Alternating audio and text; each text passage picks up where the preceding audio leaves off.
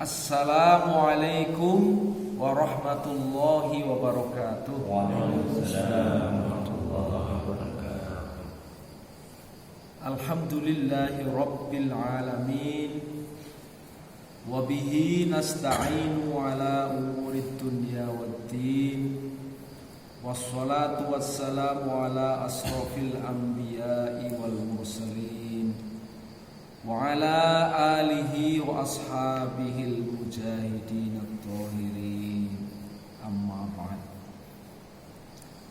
Wa qala Allah ta'ala fi kitabihil karim, a'udzu billahi minasy syaithanir rajim.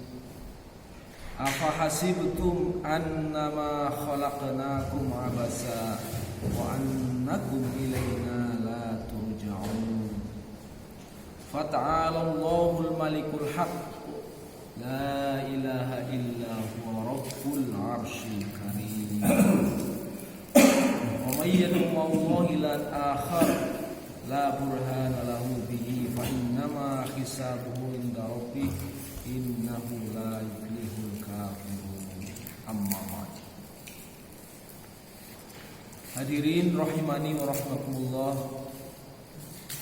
Tak ada kata yang lebih pantas kita haturkan di hadapan Allah, di rumah Allah, kecuali ungkapan rasa syukur kita kepada Allah Subhanahu wa ta'ala dengan syukur yang sebenar-benarnya, yaitu menggunakan semua kenikmatan yang telah Allah titipkan kepada kita untuk beribadah kepada Allah Subhanahu wa ta'ala. Mengapa? Karena Allah telah memberikan kepada kita kenikmatan yang sangat-sangat besar, yaitu kenikmatan iman dan Islam. Selepas Allah bangkitkan kita dari tidur kita yang sementara, Allah Subhanahu wa ta'ala telah perjalankan kita dari rumah ke rumah Allah. Dari tempat tidur kita menuju ke rumah Allah untuk memenuhi panggilannya. Itu adalah merupakan salah satu nikmat yang sangat besar.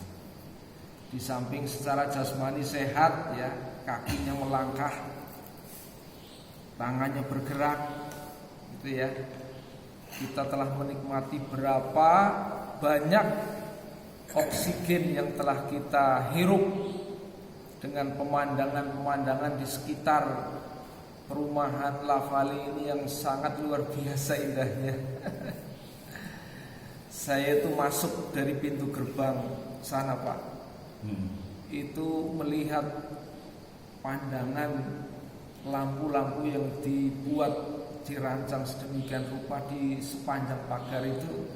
Wah, ini luar biasa indahnya. Ketap-ketip, Masya Allah, luar biasa.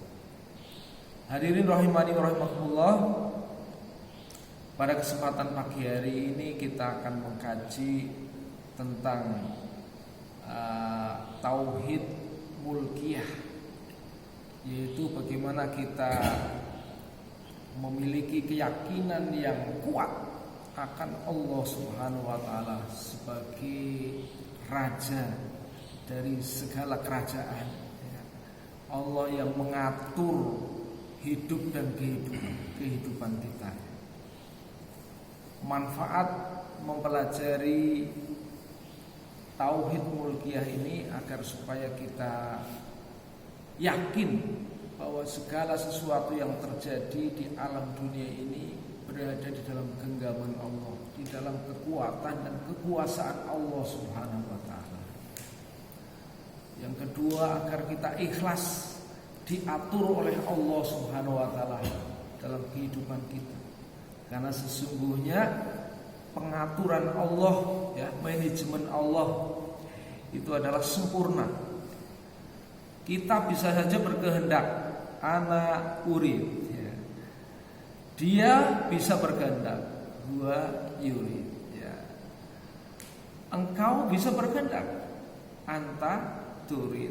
Tapi wallahu fa'alu lima yurid, maka dialah Allah yang akan menentukan semua kehendak itu.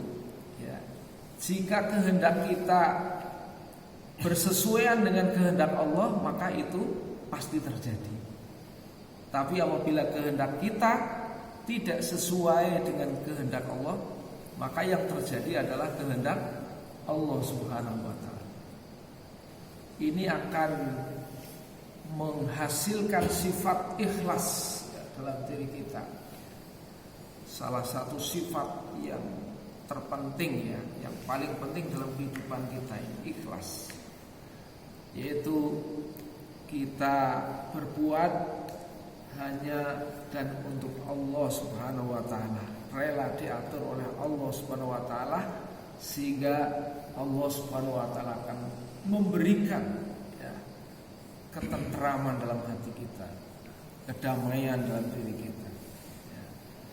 Walaupun kita berbuat sesuatu orang itu suka atau tidak suka, kita tidak peduli karena kita hanya berbuat untuk Allah Subhanahu wa taala. Jadi nggak ada hubungannya dengan makhluk, dengan orang. Orang suka lalu kita jadi semangat.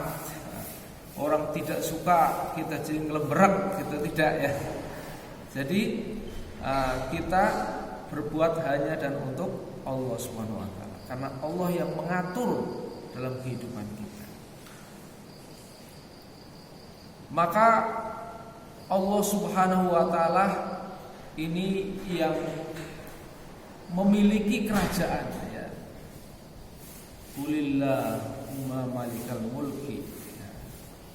Katakan, ya Allah, Engkau adalah Malikul Mulk, Engkau adalah penguasa daripada segala kerajaan. Maka tu'til mulka man tasya, Engkau bisa memberikan kerajaan ini kepada siapa saja yang Engkau kehendaki.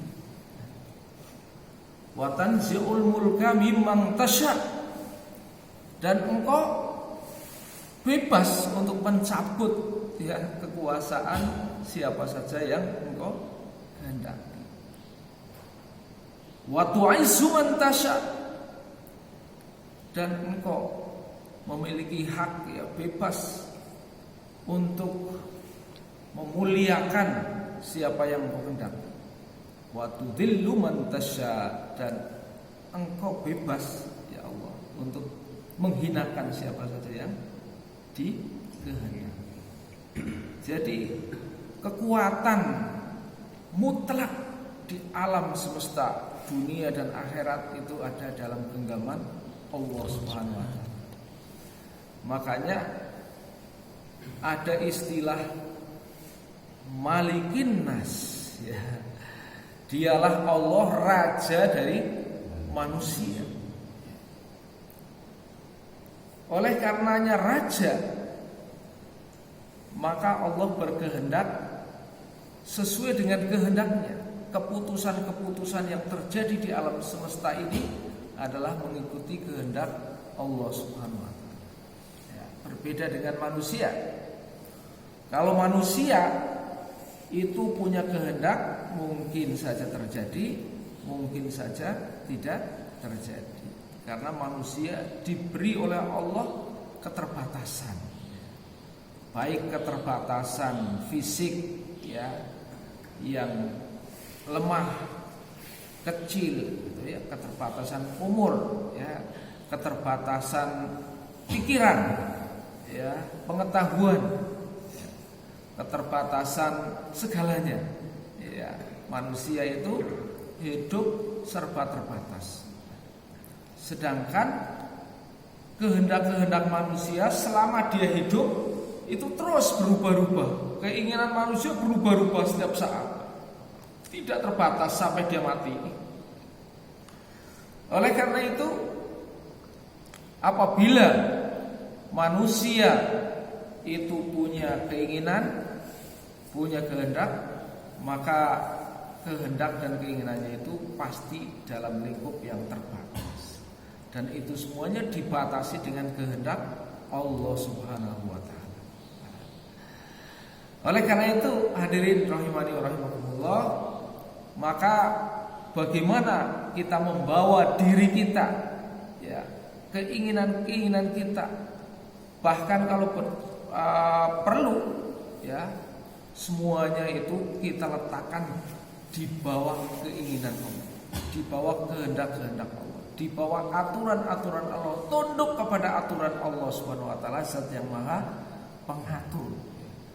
Kalau keinginan kita semua kita letakkan, ya, kita tundukkan pada aturan-aturan Allah di bumi, pasti yang terjadi adalah keindahan dan keselesaan. Kalau kita rela diatur oleh Allah, maka pasti kita akan mendapatkan matlamatnya, keselesaan. Jadi hidup selesai, hidup tenang, ya, hidup tidak gembrungsu apabila kita mengikuti daripada aturan-aturan Allah, kehendak-kehendak Allah. Mungkin apa yang kita kehendaki, yang kita inginkan itu baik bagi kita, gitu ya. Wah, kalau saya begini maka akan begitu, kalau saya begitu akan begini, gitu kan. Tetapi tidak setiap apa yang kita inginkan, yang menurut kita baik, itu baik menurut Allah Subhanahu wa taala. Dan tidak yang jelek menurut kita, ya, jelek menurut Allah tidak, ya. Mungkin baik bagi Allah Subhanahu wa taala dan baik bagi diri kita, ya. Oleh karena itu maka usaha untuk melakukan kesempurnaan dan kebaikan adalah matlamat, adalah suatu keniscayaan. Tetapi segala keputusan terhadap apa yang kita usahakan itu adalah semata-mata milik Allah Subhanahu wa taala. Nah, keyakinan yang seperti ini menjadi sangat penting dalam kehidupan kita, agar supaya kita tidak mudah frustasi, ya. Agar supaya kita ikhlas dengan kejadian yang terjadi, ya. Kita sebagai manusia itu wajib untuk merencanakan sesuatu yang bagus-bagus menurut penalaran yang Allah berikan kepada kita, menurut hati nurani kita. Tetapi di balik semua itu ada rahasia yang manusia tidak tahu, ya. Allah Subhanahu wa taala itulah sesungguhnya skenario yang sebaik-baiknya. Nah, hadirin rahimani wa rahimakumullah. Oleh karena itu, dalam ayat yang saya bacakan tadi, fata'alallahul malikul haq, la ilaha illa huwa rabbul arsyil karim, ya. Fata'alallahu, maka dialah Allah yang maha tinggi, dialah malikul haq, ya. Dialah penguasa yang sebenarnya, ya. Penguasa-penguasa di bumi ini adalah penguasa-penguasa yang fata morgana.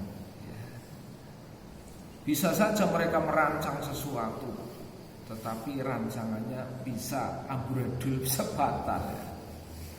Tetapi kalau rancangan Allah Subhanahu wa taala pasti sempurna. Dialah yang hak. Oleh karena itu, maka dalam setiap perintah-perintah Allah itu sesungguhnya ada rahasia yang Allah Subhanahu wa taala sembunyikan. Tidak semuanya diperlihatkan langsung pada saat itu, tetapi janji-janji Allah itu adalah sebuah kepastian, bahkan lebih pasti daripada terbitnya matahari di esok hari. Hadirin rahimani wa rahimakumullah, inilah pemahaman yang harus kita tegaskan dalam diri kita, bahwa Allah Subhanahu wa taala adalah satu-satunya zat yang berkuasa, dan kekuasaannya bersifat mutlak. Tidak ada yang bisa membatasi kehendak Allah Subhanahu wa taala, kekuasaan Allah Subhanahu wa taala. Dan inilah sebabnya kita harus meyakini tauhid mulkiyah, ya. Kalau Malik itu artinya yang menguasai, kalau Malik itu artinya raja, Kalau mulkiyah itu artinya kerajaan. Jadi Allah adalah penguasa segala kerajaan, Allah adalah raja, dan kerajaan Allah Subhanahu wa taala tidak bisa diganggu gugat oleh siapapun, karena selain Allah adalah makhluk, dan makhluk sifatnya lemah. Makhluk tidak bisa untuk bergantung. Qul huwallahu ahad, Allahu somad. Allah adalah satu-satunya tempat untuk bergantung. Kalau manusia itu bergantung kepada makhluk, ya, bergantung kepada manusia, berharap kepada manusia, pasti manusia itu akan menghadapi kekecewaan. Mengapa? Karena manusia bukan tempat bergantung. Manusia itu sifatnya lemah, relatif, dan manusia itu juga diliputi oleh sifat-sifat yang baik, kadang-kadang juga sifat-sifat yang buruk. Oleh karena itu, maka kebergantungan kita kepada Zat yang maha sempurna, Allah Subhanahu wa ta'ala. Nah, apabila manusia bergantung kepada jin, ada masalah nggak bisa memecahkan, lari ke dukun, tanya kepada dukun itu, lalu dia mempercayai kata-kata dukun, siap-siap dia menghadapi kekecewaan, di dunia dan di akhirat. Di akhirat jelas orang yang syirik mempercayai kata-kata dukun, maka dia adalah kezaliman yang besar. Inna syirka la dzulmun adzim, dan dia akan memetik hasil kezalimannya sendiri. Kemudian di dunia dia akan tertipu. Dukun kalau dia bisa membahagiakan, kalau dia bisa memberikan kekayaan, tentu dia akan kaya. Dukunnya jam larat, kan bisa beri kekayaan, gimana gitu ya. Ini sesuatu perkara yang perlu kita renungkan dalam kehidupan ini. Karena bagaimanapun juga kita berinteraksi dengan masyarakat yang berbeda pikiran, berbeda pengalaman, berbeda tingkat pendidikan, tentu berbeda juga tingkat emosionalnya. Nah, kalau kita kembalikan kepada Allah, sekalipun ada orang yang mencaci kepada kita, maka kita tidak bertambah melengkeret. Ini penting apalagi bagi calon-calon dai ini, dai ini semuanya mayyartadda minkum an dinihi fasawfa ya'tillahu biqaumin yuhibbuhum wa yuhibbuna adillatin 'alal mu'minina a'izzatin 'alal kafirin yujahiduna fi sabilillahi wa la yakhafuna laumata laim. Ini wala yakhafuna laumata laim. Itu penting. Mereka tidak takut terhadap celaan orang-orang yang suka mencela. Gak usah didengerin, silakan didengerin aja. Bar itu jangan dikesankan dalam hati. Kalau ada orang mencela sementara kita menegakkan kebaikan, didengerin gak apa-apa, tapi gak usah dimasukkan ke dalam hati. Gak usah takut. Kalau kita tegak di atas kebenaran, menjalankan perintah-perintah Allah, pasti ada kekuatan di balik kita. Dan kekuatan di balik kita, backing kita itu bukan makhluk. Backing kita adalah pencipta makhluk, Allah Subhanahu wa ta'ala, yang menggenggam hati manusia. Dia yang menguasai seluruh kerajaan. Mungkin semlekit di telinga gitu tapi tahan. Perjuangan kita belum apa-apa kalau dibandingkan dengan perjuangan para nabi. Masya Allah, ada nabi yang digergaji, ya.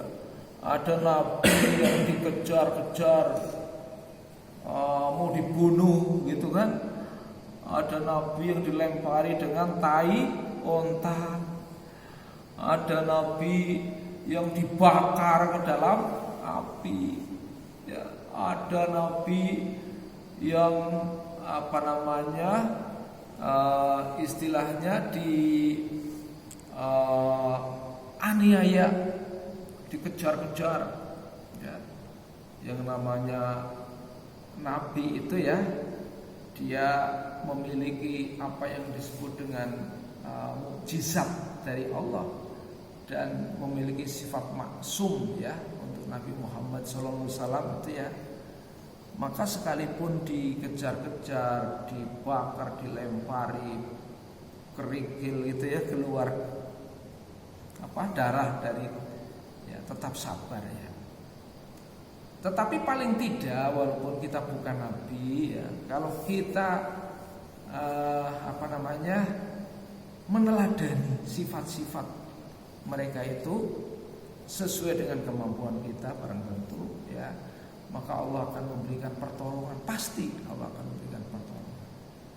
Coba, siapa yang tahu Nabi Musa dikejar-kejar di depan lautan, mereka sudah dekat dengan tentaranya yang siap untuk menebas kepalanya, kan gitu ya. Dia tidak tahu akan diselamatkan oleh Allah ya. Dia lemparkan tongkat ya, karena Allah ke lautan, maka lautan telah berubah jadi jalan. Kalau Nabi Musa itu mengikuti logika, mestinya kan tongkatnya diantem ya kan. Loh kok tongkatnya nggak digebuknya malah dibuang ke laut, itu gimana itu ya? Secara logika kan halal, tapi di balik perintah Allah itu ya ada pertolongan yang luar biasa.